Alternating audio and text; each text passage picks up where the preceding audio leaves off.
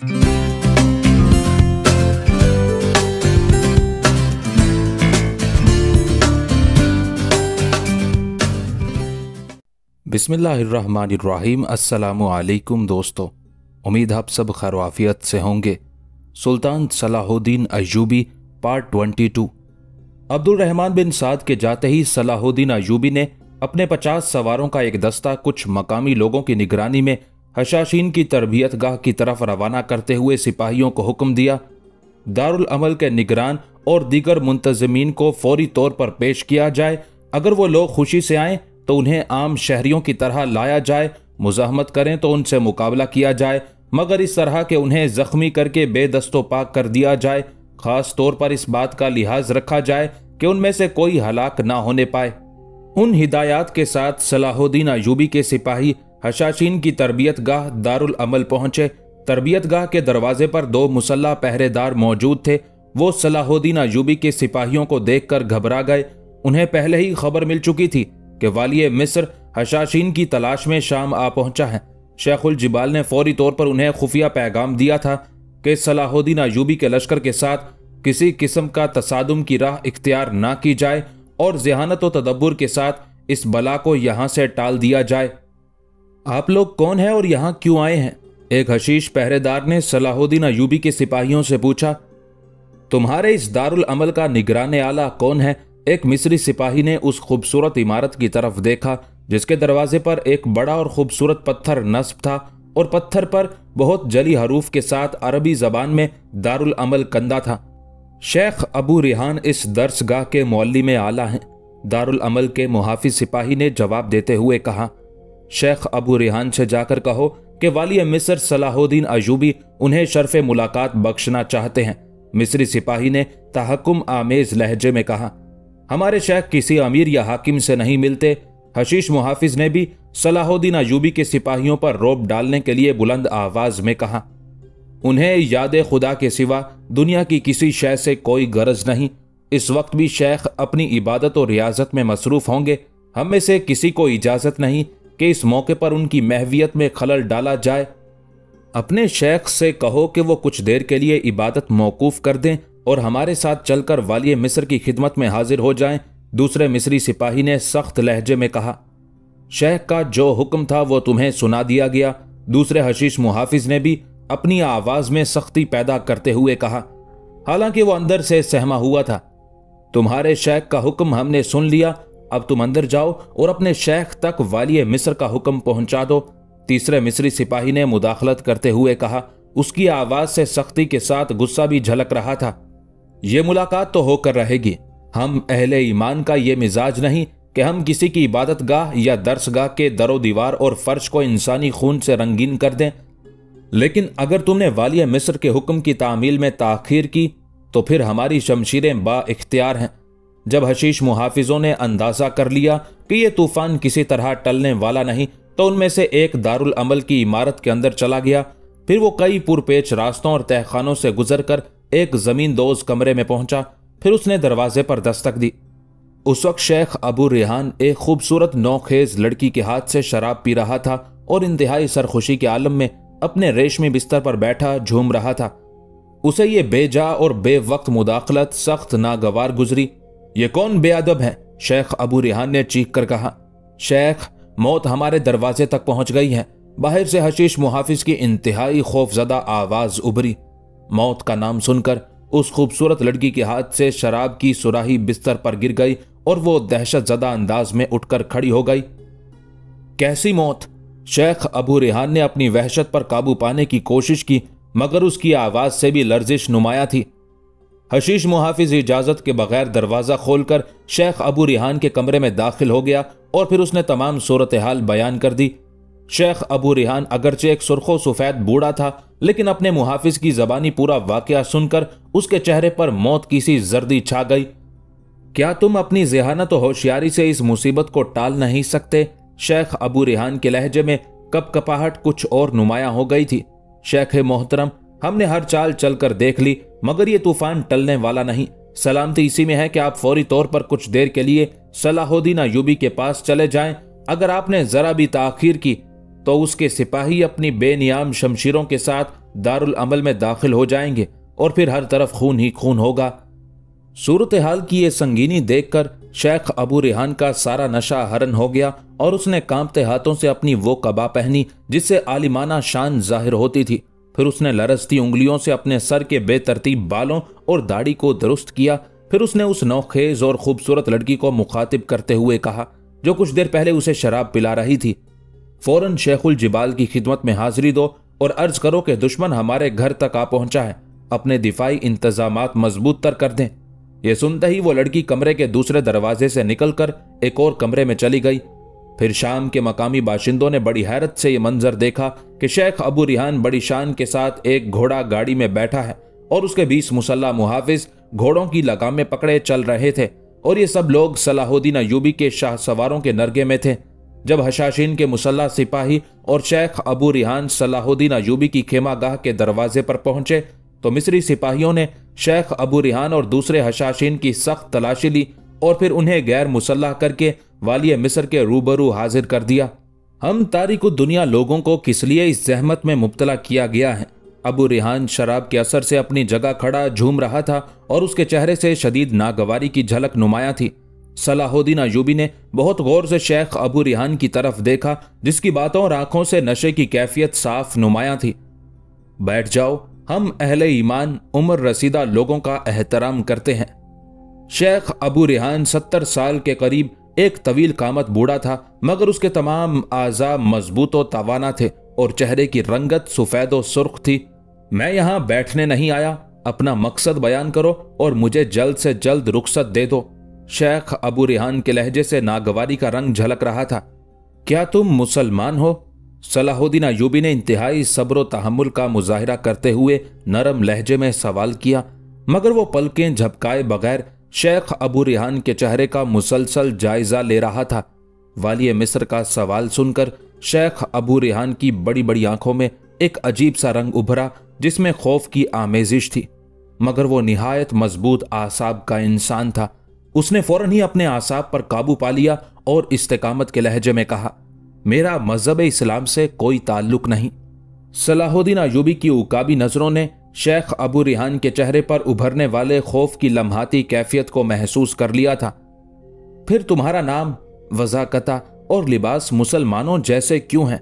वालिय मिस्र ने शेख अबू रिहान से एक और अजीब सवाल कर डाला।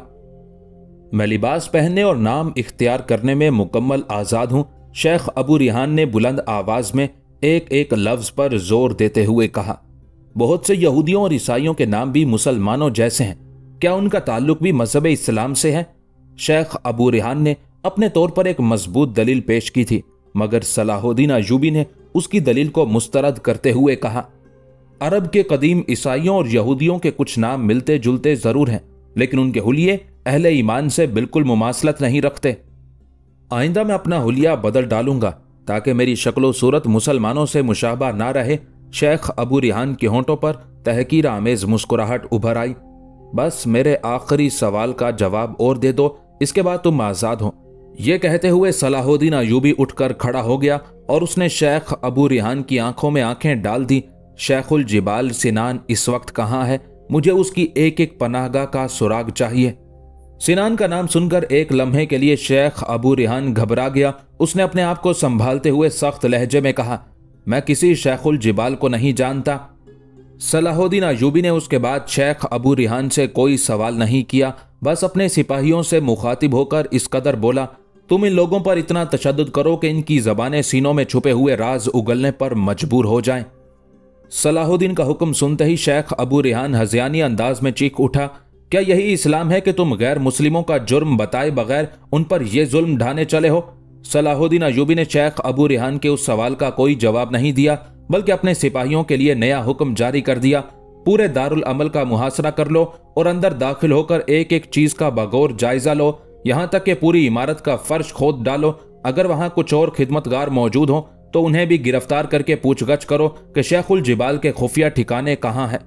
वो रात शेख अबू रिहान और दूसरे हशाशीन पर बहुत भारी थी। सलाहुद्दीन अयूबी के ताकतवर सिपाही थोड़े थोड़े वक्फे से उन पर ताजियाने बरसा रहे थे। उन बातनी कैदियों के लिए एक अलग खेमा मखसूस कर दिया गया था, जिसे सैकड़ों मिस्री सिपाही घेरे हुए थे। सुबह होते होते शेख अबू रिहान और दूसरे हशाशीन के लिबास धज्जियों में तब्दील हो गए थे और जिस्म के मुख्तलिफ हिस्सों से खून रिस रहा था। नमाज फजर अदा करने के बाद जब सलाहुद्दीन अय्यूबी उस खेमे में दाखिल हुआ तो सब के सब जमीन पर नीम जान पड़े हुए थे, मगर अभी तक किसी ने जबान नहीं खोली थी। मैं तय कर चुका हूं कि तुम लोग या तो शेखुल जिबाल की मुकम्मल निशानदही करोगे या फिर तुम्हें मौत का जायका चखाया जाएगा। मुझे नहीं मालूम कि तुम लोग किस अकीदे से ताल्लुक रखते हो, इसलिए मेरे सिपाहियों को वसीयत के तौर पर बता दो कि मरने के बाद तुम्हारी आखिरी रस्में किस तरह अदा की जाएं। यह कहकर सलाहुद्दीन अय्यूबी जाने के लिए मुड़ा ही था कि शेख अबू रिहान जमीन पर पड़े पड़े कराहा, खुदा के लिए मुझे थोड़ी सी शराब पिला दो ताकि मैं तुम्हें कुछ बताने के काबिल हो सकूं। ताजियानों की जराहत और मौत के खौफ ने शेख अबू रिहान को जबान खोलने पर मजबूर कर दिया था। हम शराब नहीं पीते, इसलिए तेरी ख्वाहिश पूरी नहीं की जा सकती, सलाहुद्दीन अय्यूबी ने सख्त लहजे में कहा। तो फिर मुझे दारुल अमल ले चलो, शेख अबू रिहान ने कांपते हुए लहजे में कहा। वहां शराब भी है और वहीं शेखुल जिबाल की पनाहगाह भी है। शेख अबू रिहान का गदागराना अंदाज देखकर सलाहुद्दीन अय्यूबी के होंठों पर फातिहाना तबस्सुम उभर आया। फिर शेख अबू रिहान और दूसरे जख्मी हशीशान को दारुल अमल ले जाया गया।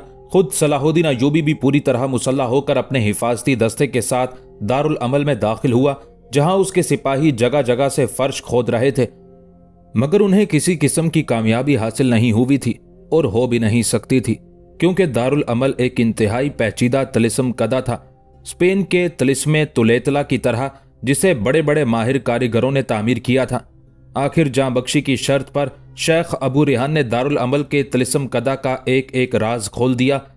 यहां तह दर तह और पेच दर पेच तह खाने थे, जिन तक किसी रहनुमा के बगैर रसाई मुमकिन नहीं थी। तह खानों में सैकड़ों खूबसूरत औरतें और दीगर मुंतजमीन रूपोश थे। शराब और खाने पीने के सामान का बहुत जखीरा मौजूद था। जगह जगह हसन बिन सबाह के बुत नसब थे। यहीं वो सुरंग भी मौजूद थी जो शाम के सिलसिला कोहसार तक जाती थी।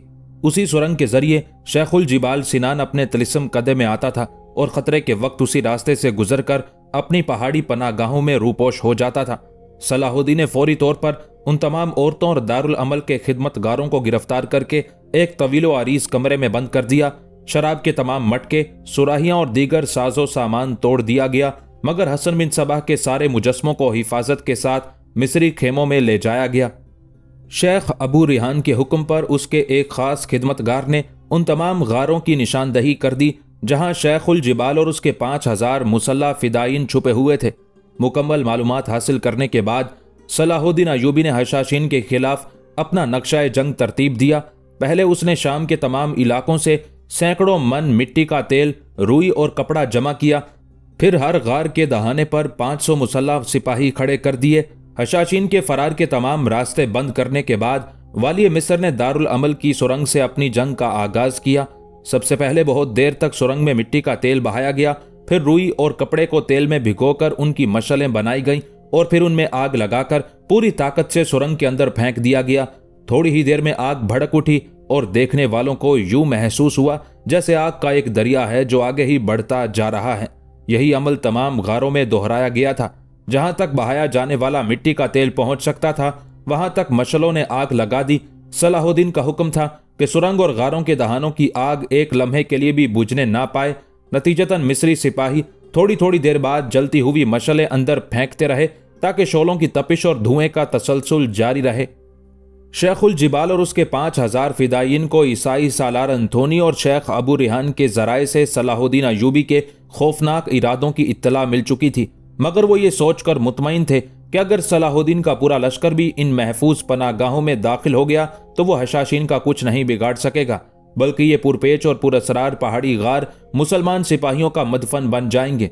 शेखुल जिबाल सिनान के इत्मीनान की एक बड़ी वजह यह भी थी कि उन महफूज पनागाहों में असलहे के साथ सामाने खुर्दोनोश के भी बड़े ज़खायर मौजूद थे जो कई साल काम आ सकते थे। बेशक शेखुल जिबाल शैतानी तदबीरें सोचने में बहुत आगे था, मगर सलाहुद्दीन अय्यूबी जंगी चालों का माहिर था। उसने हशाशीन की पनागाहों में अपने फौजी भेजने की बजाय आग के सिपाही रवाना किए, जिन्होंने देखते ही देखते शेखुल जिबाल और उसके फिदायीन को चारों तरफ से घेर लिया। उन आदमखोरों ने आग को अपनी तरफ बढ़ते हुए देखा तो भागकर जमींदोज रास्ते से दूसरे गार में दाखिल हुए, मगर वहां भी भड़कती हुई आग के शोले तेजी से उनकी तरफ बढ़ रहे थे। फिर खबीसाने वक्त का वो लानत ज़दा गिरोह बदहवास होकर तीसरे गार में दाखिल हुआ, लेकिन वहां भी आग के सिवा कुछ नहीं था। ये होलनाक मंजर देखकर शेखुल जिबाल हजियानी अंदाज में चीखा और ईसाई सालार अंथोनी और अपने नायब शेख अबू रिहान को गलीज गालियां बकने लगा। नापाक कुत्तो, तुमने सलाहुद्दीन अयूबी की डाली हुई हड्डियां खा ली और मुझ जैसे शेर को मरवा दिया जो तुम्हारा मुहाफिजो निगहबान था। शेखुल जिबाल वहशियाना अंदाज में चीखता हुआ चौथे गार में पहुंचा। वहां भी आग के शोले उसके मुंतजिर थे। अब शेखुल जिबाल की कुव्वत बर्दाश्त मुकम्मल तौर पर जवाब दे चुकी थी। उसने इंतहाई कर्बनाक लहजे में अपने पैगंबर हसन बिन सबाह को पुकारा, तूने अपने मानने वालों से वादा किया है कि तू हर मुसीबत के वक्त हमारी मदद को आएगा, फिर तू आ क्यों नहीं जाता? हमें इस आग से निजात दे। पूरे गार में धुआं भर गया था, जिसके असर से शेखुल जिबाल का दम घुटने लगा। हमने तेरे पीछे अपना सब कुछ लुटा दिया, मगर अफसोस इस अजाब के वक्त तूने भी हमें तन्हा छोड़ दिया। तू झूठा था। धुएं की वजह से शेखुल जिबाल घुटी घुटी आवाज में बोल रहा था। फिर वो आखिरी बार पूरी ताकत से चीखा, तुझ पर खुदा की लानत हो। ये कहते कहते शेखुल जिबाल बेहोश होकर जमीन पर गिर पड़ा। अजीब इबरतनाक मंजर था। अगर कोई बाहर से आकर देखने वाला होता तो उसे शेखुल जिबाल की महफूज पनागाहों पर दोज़ख के एक छोटे से टुकड़े का गुमान होता, जहां हर तरफ आग के शोले और धुआं भरा हुआ था। तमाम गारों में रूपोश मुसल्ला फिदाइन आग और धुएं से बचने के लिए कुछ देर तक तो इधर उधर भागते रहे, मगर जब उस आफत नागहानी ने उनका पीछा नहीं छोड़ा तो मजबूरन उन्होंने तय कर लिया कि वो बेकसी की मौत मरने की बजाय खुले मैदान में सलाहुद्दीन अयूबी की फौज का मुकाबला करेंगे। मगर उन बेखबरों को मालूम नहीं था कि अब मुकाबले का वक्त गुजर चुका है। तमाम गारों के दहानों पर न सिर्फ आग भड़क रही थी, बल्कि वालिय मिस्र के मुसल्ला और मुस्तैद सिपाही भी मौजूद थे। मजीद एक मुसीबत यह भी थी कि गारों के दहाने तंग थे, जिनसे बामुश्किल 2 अफराद ही निकल सकते थे, और यह मुसीबत खुद हशाशीन की लाई हुई थी। दुश्मनों की नजर से बचने के लिए गारों के दरवाजे बहुत छोटे बनाए गए थे। ये एक बेहतरीन हिफाजती तदबीर थी, मगर उन्हें क्या मालूम था कि एक दिन यही तंग गार उन पर अरसाए हयात तंग कर देंगे। हर हशीश अपनी जान बचाने की फिक्र में था। नतीजतन गारों के दहानों तक पहुंचने के लिए आपस में कशमकश शुरू हो गई, और फिर उस कशमकश का अंजाम यह हुआ कि बेशतर हशाशीन उन तंग रास्तों में बुरी तरह फंस कर रह गए। बाहर निकलने की कोशिश में एक दूसरे को मारने लगे। उनकी अपनी ही तलवारें थी और अपने ही जिस्म। इस तरह बहुत से हशाशीन आपस में लड़कर हलाक हो गए। उनकी एक बड़ी तादाद दम घुटने से मर गई और थोड़े बहुत आग और धुएं से बच निकलने में कामयाब हो गए। उन्हें सलाहुद्दीन अयूबी के सिपाहियों की शमशीरें खा गई। बहुत थोड़े लोग इस तरह बाहर आए कि आग ने उन्हें झुलसा दिया था, और वो गारों से निकलते वक्त जिंदगी की अमान मांग रहे थे। सबसे ज्यादा इबरत खेज मंजर उस गार में नुमाया था जहां शेखुल जिबाल सिनान पथरीले फर्श पर बेहोश पड़ा था, और उसके फिदायीन उसे रोनते हुए अपनी जानें बचाने के लिए बाहर निकलने की कोशिश कर रहे थे। चंद लम्हों तक शेखुल जिबाल दर्दनाक आवाज में चीखता रहा, ये मैं हूं, तुम्हारा शेख, मुझे बाहर निकालो। मगर उस कयामत किसी घड़ी में कोई किसी की नहीं सुन रहा था, यहां तक कि शेखुल जिबाल अपने ही मोतकीदीन के पैरों से कुचलकर हलाक हो गया। शेखुल जिबाल और शाम के आदमखोर हशाशीन से निजात हासिल करने की खुशी में सलाहुद्दीन अयूबी ने शाम के एक तवीलो अरीज मैदान में अपनी पूरी फौज के साथ नमाज शुक्र अदा की। फिर उसी मैदान में हसन बिन सबाह के वो तमाम छोटे बड़े मुजस्मे लाए गए जिन्हें दारुल अमल पर कब्जा करने के बाद हासिल किया गया था। फिर उस मंजर को देखने के लिए शाम के तमाम शहरियों को मैदान में जमा होने की हिदायत दी गई। इंसानी हजूम में ईसाई सालार अंथोनी के कई जासूस भी शामिल थे। मकामी मुसलमानों के जमा हो जाने के बाद सलाहुद्दीन ने अपने एक सिपाही को हुक्म दिया कि वो साहिर अल मौत के सारे मुजस्मों को पाश पाश कर दे। जब सलाहुद्दीन अयूबी का सिपाही हसन बिन सबाह के बुतों को तोड़ रहा था तो पूरा मैदान अल्लाहू अकबर के नारों से गूंज रहा था। फिर जब यह अमल खत्म हो गया तो वालिय मिस्र एक बुलंद जगह पर खड़ा हुआ और उसने शामी मुसलमानों को मुखातिब करते हुए कहा, हक़ ताला का लाख लाख शुक्र है कि हम इस तारीखी सरजमीन को उन फितनागरों के वजूद से पाक करने में कामयाब हो गए जो इस्लाम की कबा में हमारे बदतरीन दुश्मन थे। मैं हक़ ताला की ताईद व नुसरत के भरोसे पर तुम्हें यकीन दिलाता हूँ कि आइंदा ऐसा कोई गिरोह ना तुम्हारे अकायद पर शब खून मारेगा और ना ये शयातीन तुम्हारी इज्जत व आबरू पर हमलावर होंगे। याद रखो कि अगर शाम में कोई दूसरा शेखुल जिबाल पैदा हुआ तो खल्लाक आलम दूसरा सलाहुद्दीन भी पैदा कर देगा। हर बुत टूटने के लिए है तुम भी अपने सीने की गहराइयों में छुपे हुए नफसानी ख्वाहिशात के बुतों को तोड़ डालो, बस निजात व आफियत का यही एक रास्ता है। उस मुख्तसर तकरीर के बाद वाली मिस्र नीचे उतर आया। मिस्री सिपाही और शामी बाशिंदे इस कदर जज्बाती हो गए थे कि मैदान बहुत देर तक सरबुलंदी इस्लाम और सलाहुद्दीन अयूबी की सलामती के नारों से गूंजता रहा। शेखुल जिबाल और आदमखोर हशाशीन के बदतरीन अंजाम पर शाम के ईसाइयों में सफ़े मातम बिछ गई थी। अगरचे दोनों के अकायद में शदीद इख्तलाफ था, लेकिन मुसलमानों को नुकसान पहुंचाने में ईसाई एक ही अकीदा और लाहे अमल रखते थे। बल्कि हकीकत यह थी कि उस इलाके में एक दूसरे के ताउन ही से दोनों का वजूद कायम था। सालार अंथोनी को यकीन ही नहीं आता था कि सलाहुद्दीन अयूबी हशाशीन को मिटाने के लिए ऐसी अजीब चालें चलेंगे और उसे इतनी जल्द कामयाबी हासिल हो जाएगी। तारीख का यह अजीब मोड़ था। आदमखोर हशाशीन की दर्दनाक तबाही और बर्बादी के बाद शामी ईसाइयों के लिए संगीन लम्हा फिक्रिया पैदा हो गया था और उन्हें अपनी बका भी शदीद खतरे में नजर आ रही थी। हालांकि सलाहुद्दीन अयूबी ने सालार अंथोनी के साथ किए जाने वाले मुआहदे की पूरी पासदारी की थी और उस तवील हंगामा आराई के दौरान में किसी सलीबी के जिस्म पर एक खराश तक नहीं आई थी। इसके बरक्स ईसाइयों की पूरी तारीख बदअहदी, फरेबकारी और जबरो तशद्दुद से भरी हुई थी। सलीबियों के नज़दीक ये बेहतरीन दानिशमंदी थी कि अपनी मतलब बरारी के लिए बड़े से बड़े मुआहदे को चाक करके उसके टुकड़े हवा में उड़ा दिए जाएं। अगर सलाहुद्दीन अयूबी इस्लामी रविश तर्क करके दुनियादारी से काम लेता तो उसके लिए बेहतरीन मौका था कि वो हशाशीन के साथ साजबाज रखने को बुनियाद बनाकर शाम के ईसाइयों का नामो निशान तक मिटा देता। लेकिन उसने अपनी मजहबी रवादारी को पेश नजर रखा और जैसे ही सालार अंथोनी ने सुलह व अमन के लिए हाथ बढ़ाया, वाली मिस्र ने तहरीरी तौर पर यह दस्तावीज लिख दी कि शाम के तमाम ईसाई इस्लाम की अमान में है। और अब वही अंथोनी सलाहुद्दीन अयूबी की उस कामयाबी को ईसाइयत के लिए सबसे बड़ा खतरा करार दे रहा था। आखिर तवील गौर व फिक्र के बाद सालार अंथोनी ने शामी ईसाइयों की बका के लिए अपने जहन में एक नया मंसूबा तरतीब दिया और फौरी तौर पर हल्ब रवाना हो गया।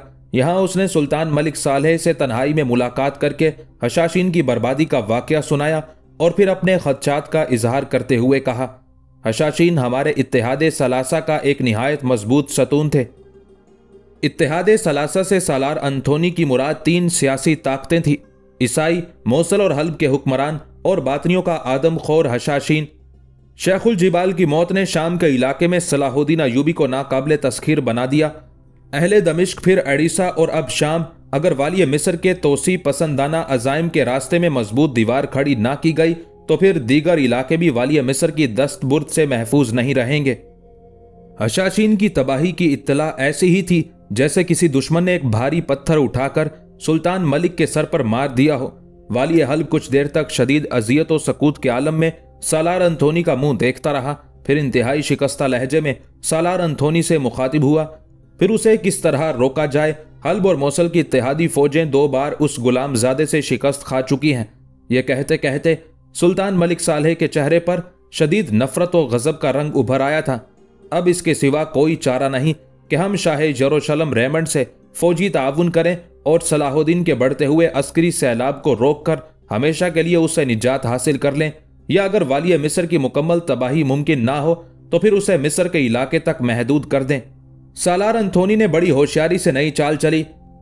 एक तरफ वो शाम के इलाके में अपना तहफ़्फ़ुज़ चाहता था और दूसरी तरफ वो तमाम मुसलमानों को ईसाइयों का दस्तनिगर बनाने की ख्वाहिश रखता था ताकि सलीबियों के लिए अपने सबसे बड़े मंसूबे की तकमील में कोई रुकावट बाकी ना रहे। जब सल्तनत इस्लामी की मरकजियत खत्म हुई और खिलाफत अब्बासिया एक मुख्तसर से खित्ता अर्ज तक महदूद होकर रह गई तो ईसाई दुनिया ने बहुत राजदारी के साथ 2 मंसूबे तरतीब दिए थे। पहला मंसूबा बैतुल मुक़द्दस की बाजियाबी था जिसे वो आसानी के साथ तकमील तक पहुंचा चुके थे, और दूसरा मंसूबा मक्का मुअज़्ज़मा और मदीना मुनव्वरा पर मुकम्मल तसल्लुत हासिल करना था ताकि सलीबी मुसलमानों से अपनी माजी की शिकस्तों का भरपूर इंतकाम ले सकें। सालार अंथोनी ईसाइयों के उसी मंसूबे की राह हमवार करने के लिए सुल्तान मलिक सालेह को मुस्लिम ईसाई इत्तेहाद की तरगीब दे रहा था। सालार अंथोनी की जबान से शाह यरूशलेम रेमंड का नाम सुनकर सुल्तान मलिक सालेह दिल ही दिल में पेचोताब खाकर रह गया। यह वही अय्यार रेमंड था जिसने दमिश्क का मुहासरा खत्म कराने के लिए सुल्तान मलिक सालेह से बहुत बड़ी रकम ली थी और ऐन मौके पर उसने धोखा दिया था। वाली हल्ब जी भर के शाह रेमंड को मुगल्लजात देना चाहता था लेकिन मसलहतन खामोश रहा। फिर जब सालार एंथोनी ने बात आगे बढ़ानी चाही तो सुल्तान मलिक सालेह ये कहकर खामोश हो गया, मैं अकेला कुछ नहीं कर सकता। अगर मेरे भाई वाली मौसल इस तजवीज़ से मुत्तफिक हुए तो फिर मैं आइंदा के लिए कुछ सोचूंगा।